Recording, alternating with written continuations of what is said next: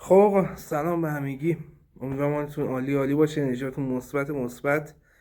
این یک توضیح صادقانه، یا همونطور که رو تایتل این ویدیو نوشتم یک صادق توضیحانه راجع به اتفاقات اخیری که روی یوتیوب داره میفته و کاریه که ما میخوایم انجام بدیم. گرچه که من راجع بهش توییت زده بودم، ولی حس کردم که توییت خیلی منظورم رو نمیرسه و همه چی رو نمیتونم تو توییتر بگم. تصمیم گرفتم که این ویدیو رو ضبط کنم و راجبش توضیح بدم. البته اول قرار بود من یه شورت ویدیویی داشته باشم راجب یه سری آپدیت هایی که این مدت نبودم کجا بودم و اینها، تا حس کردم که الان با توجه به این صحبت هایی که داره میشه این خیلی اولویت داره که من بیام این صحبت ها رو بکنم. البته اینم بگم در اولین ویدیو که این ویدیو هیچ ادیتی نداره، یعنی من الان دکمه ضبط رو که زدم همینجوری صحبت میکنم، حرفام که تموم شده دکمه ضبط رو قطع میکنم و همینو در جا آپلود میکنم بدون هیچ ادیت و توش هیچ حرکت خاصی. اما داستان چیه؟ برای کسایی که حالا خیلی خبر ندارن یا شاید خیلی اخبار دنبال نکردن، داستان اینه که یوتیوب چند وقتیه سیستم AI شو که برای تشخیص IP های مختلف افراده قوی تر کرده و این یعنی اینکه خیلی از VPN ها رو داره شناسایی میکنه و دیگه خیلی از ویو ها رو دیگه میفهمه که از ایرانن. قبلا هم این داستان بود که یعنی یه سری از وی پی ان ها رو برای شناسایی میکرد و مثلا دیگه میفهمید از ایران و اینها، تا الان خیلی این داستان بیشتر شده و خیلی دقیق تر شده این هوش مصنوعی. و شاید بگین اوکی، خب اینکه میفهمه آقا یه سری از افراد از ایران اومدن، مثلا خب این بدیش چیه، مشکلش چیه؟ مشکل اینه که ما تحریمیم و یوتیوب چون به قول معروف تحریم کرده ایرانو و مثلا بس درآمدزایی نداره از کشور ایران، تبلیغات رو دیگه نشون نمیده و وقتی تبلیغات رو نشون نمیده به کاربرای ایرانی و آی پیشون تشخیص میده بر اساس ویو و واچ تایمی که اون کاربر ایرانی داره رو اون ویدیو میذاره یا رو اون کانال میذاره، یوتیوب به اون یوتیوبر یا اون کانتنت کریئتور درآمد نمیده. و یه جورایی مثلا فرض کن تو اگه یه ویدیویی داشته باشی 100 کی ویو مثلا گرفته باشه، ولی مثلا یوتیوب 70 کی شو تشخیص داده باشه ایرانی این ویو های مثلا 70 کی، صرفا پول 30 کی رو به تو میده و مثلا اون 70 کی میگه اینا ایرانی هم که خب تحریم، من درآمدزایی هم ندارم، پس اینا هیچ پولی نداره، خدافظ. و یه همچین مشکلی به وجود میاره. حالا داستان اینه که این مشکل شدیدتر شده، یوتیوب خیلی سیستمش دقیق‌تر شده و داره شناسایی میکنه. داستانش هم کجا شروع شده؟ داستان اینجا شروع شده که حوالی فکر میکنم ماه سپتامبر اگه اشتباه نکنم، یه سری از ادورتایزرهای یوتیوب میان شکایت میکنن، میگن آقا ما یه سری تبلیغاتی داریم میذاریم این تو نواحی که ما میخوایم پخش نمیشه، یا اصلا اگه پخش هم میشه اون درآمدی که ما میگیریم نسبت به اون ویویی که مثلا داره اون تبلیغ و اینها خیلی جور در نمیاد و یه خورده وضعیت انگار قاراش میشه و از یوتیوب خواستن که این داستان پیگیری کنه. یوتیوب کلا یه آپدیت جدیدی داد، خیلی کارهای مختلفی رو کرد، ولی یکی از کارها این بود که اومد سیستم AI تشخیص آی پیشو قوی تر کرده و دیگه تقریبا ما میتونیم بگیم هر وی پی ان رو داره شناسایی میکنه و میفهمه که آقا مثلا اون فرد از ایران با وی پی ان داره میاد روی یوتیوب و یوتیوب رو نگاه میکنه.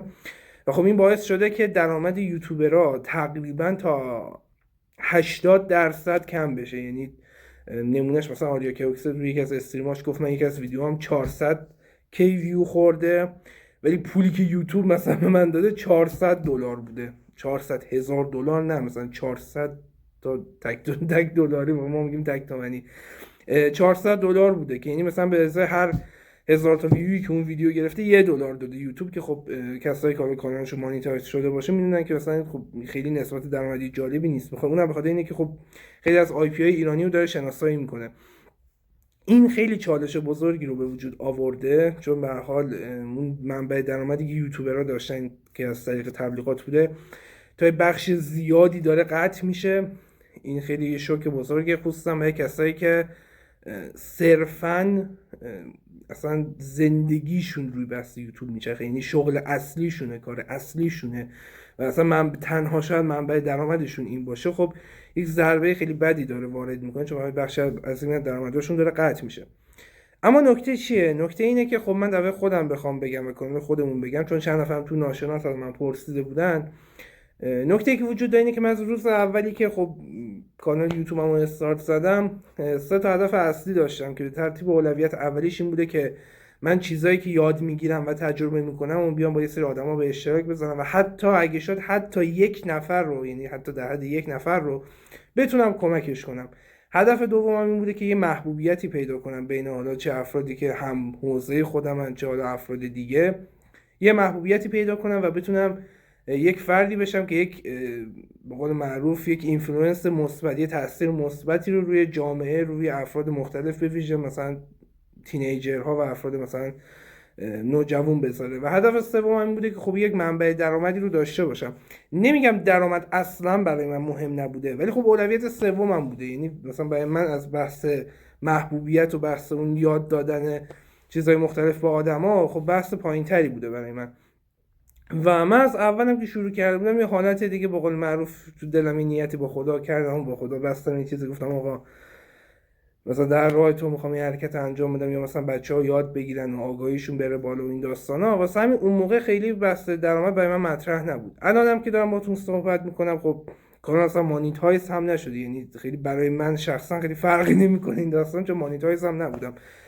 اما خب نکته اینه که به هر حال یک منبع درآمدی داره قطع میشه. اما من صحبتم روی این بحثه که یه سری از افراد من دیدم تو توییتر و سوشال مدیاهای مختلف می اومدن این مبحث رو مطرح میکردن که آقا یوتیوبرها حقتونه، شما مثلا مخالف رفع فیلترینگ یوتیوب بودین، شما مثلا اینجوری بودین، آره این حقتونه، نونتون بریده شه فلان. و اصلا یک فاز عجیبی رو نه فقط تو توییتر و تو اینستاگرام جای مختلف و اصلا یک فاز عجیبی گرفته بودن که من تعجب کردم که اصلا تصمیم گرفتم اون توییت رو بزنم و این ویدیو رو بگیرم. اصلا امکان نداره یوتیوبری باشه که مخالف رفع فیلتر شدن یوتیوب باشه. خیلی طبیعیه. درسته یوتیوب اگه رفع فیلتر بشه خب افراد ایرانی میان و آی پی هاشون یوتیوب خب تشخیص میده و مثلا بحث تبلیغات و اون درآمدزایی اون شکلی رو دیگه نداره. اما شما این رو بیاین تصور کنید که اگه یوتیوب مثلا رفع فیلتر بشه، اتفاقی که میفته اینه که خیلی از آدم‌ها که به هر حال دسترسی به یه وی پی ان خوب نداشتن که مثلا بیان روی یوتیوب، خب میان این دسترسی رو پیدا میکنن، یک سیل عظیم جمعیتی میاد وارد یوتیوب میشه و خب خیلی از کانالات مخاطبای بیشتری پیدا میکنن، ویوهای بیشتری میخوره، ویدیوها واچ تایمشون بیشتر میشه و اصلا یه پلتفرم خوب و خفنی مثل یوتیوب با کلی کانتنت های جذاب، چه برای آموزش، چه برای سرگرمی، چه برای ولاگ دیدن، چه برای گیم دیدن و خیلی کارهای دیگه شما داری و این پلتفرم حالا داره دیده میشه و در دسترس قرار میگیره توسط خیلی از افراد و هر قشری از جامعه. و درسته که حالا اون درآمد دلاری رو اون فرد نداره، ولی شما تصور کنید که اون یوتیوبر وقتی که مخاطباش اونقدر زیاد بشن، وقتی یک قشر زیادی از افراد جامعه بیان نگاهش بکنن و دنبالش بکنن، چه بسا اصلا هم بتونه یه جریان مثبتی رو درست کنه، هم یه تاثیر خوبی داشته باشه. همین که اصلا به واسطه اون اینفلوئنس داشتن و اون دیده شدن، شرکت‌ها و سازمان‌های مختلفی اصلا بیان آقا بهش پیشنهاد اسپانسرشیپ بدن. الان مثلا همین نمونه بارزش پلتفرم اینستاگرام پلن درآمدزایی مثل یوتیوب نداره به این شکل. و خب اگه مثلا بخوایم اینجوری حساب کنیم خب الان اینستاگرام فارسی هم باید دد شده باشه، ولی خب اینجوری نیست. خیلی از بلاگرها و خیلی از اینفلوئنسرها یا تولید کانتنت کریئتورایی که روی اینستاگرام هستن خب درآمدشون یا در طریق اسپانسرشیپ و پستاشون دریافت میکنن یا تبلیغات یا خیلی موارد دیگه. کلا درآمد دیدن تبلیغات ویدیوهای یوتیوب یکی از راه‌های سالم درآمدزایی برای یک کانتنت کریئتوره. یک کانتنت کریئتور میتونه مثلا ایونت‌های مختلف بذاره، مثلا از اون درآمدزایی کنه، میتونه مرچ اختصاصی خودش رو داشته باشه و مثلا از طریق فروش اون مرچ‌های درآمدی برای خودش داشته باشه، چه مثلا از طریق اسپانسرشیپ و کلی راه دیگه. یعنی میخوام اینو بگم که درسته یک راه اصلی و یک راه خیلی پولسازی با توجه متاسفانه به این نرخ دلار داره قطع میشه، اما این مثلا معنیش به این نیست که یوتیوب فارسی بعد دد شده باشه، دیگه هیچکی نمیاد سمت یوتیوب فارسی. نه، نکته اینه که آقا خیلی از کسایی که دارن کانتنت تولید میکنن تو این فضا صرفا به خاطر پولش نبوده. بازم میگم اینجوری هم نبوده که یارو بگه نه من اصلا پول یوتیوب برام مهم نیست. کسی که میگه اصلا پول یوتیوب برام من مهم نیست، من اصلا نگاه هم نمیکردم، اصلا هیچ اولویتی برام نداشته، خب این حرف غلطی و داره دروغ میگه، چون امکان نداره تو این پلن رو نداشته باشی. شاید اولویتش بالا پایین شده باشه، ولی این حرف که من اصلا اهمیت نمیدم واقعا یه حرف مزخرفی بیش نیست، اینجوری میشه گفت. و درسته که آقا اون منبع درآمد دیگه میره، اون منبع درآمد بحث حالا تبلیغات، ولی تو به هر حال راههای مختلف دیگه ای هم داره که بتونی درآمدزایی کنی. تازه غیر از اون خیلی از افرادی که توی یوتیوب فارسی دارن کار میکنن صرفا به خاطر پولش نبوده. یعنی خیلی از کسایی که حالا چه دارن گیم میزنن، چه دارن مثلا چه میدونم آموزش میدن، چه دارن نقد فیلم میزنن، چه دارن مثلا محتوای سرگرمی و فانی دارن آماده میکنن، طرف اینجوری نبوده که صرفا بحث مالی وارد این داستان شده باشه. طرف وارد این داستان شده چون علاقه داشته، چون این خلاقیت رو داشته، دوست داشته آقا یه جای این خلاقیتش رو خرج کنه، دوست داشته یه کانتنت های باحالی بسازه، اصلا دوست داشته آقا یه روشنگری و روشنفکری رو بیاره وسط، خب، یا اصلا یه چیزی رو به مردم یاد بده. یعنی هیچ وقت خیلی از یوتیوبرهای یوتیوب فارسی هدف اولشون پول نبوده. هدف اولشون این بوده که آقا از این کاری که دارن میکنن، از این کانتنتی که میسازن، هم خودشون لذت ببرن، هم مخاطباشون لذت ببرن دیگه. و حالا درآمد هم یه بحثش بوده. ولی خب به هر حال با توجه به شرایطی که الان وجود داره، خب میگم دیگه یه خورده راه درآمد یوتیوب سخت‌تر شده و دیگه یوتیوبرها به شکل تبلیغات نمیتونن درآمدزاییشون داشته باشن. ولی خب به هر حال میگم از این راههای سالم بازم میشه درآمدزایی کرد. یعنی اینجوری نشده که کلا دیگه هیچ درآمدزایی طرف نتونه بکنه، هیچ اسپانسری نتونه بگیره و این شکلی نشده دیگه به هر حال. و در نهایت هم 11 دقیقه ویدیو شد. من میخوام ویدیو رو یه خورده کوتاه‌تر کنم. در نهایت در رابطه با کانال خودمون باید بگم که خب من این مسیر رو با علاقه شروع کردم.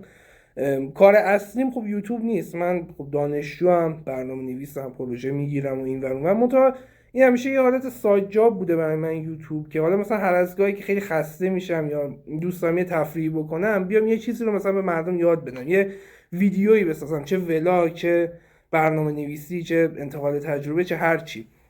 و همیشه جایی بوده که من هر چقدرم توش کار میکردم اونجوری خسته نمیشدم. بنابراین خیلی من به اون چشم درآمدیش و اینا نگاه نمیکنم و قطعا اینجوری هم نیست که به خاطر این داستان کلا پابست بکشم و برم بگم نه دیگه من هیچ کاری نمیکنم و اینها.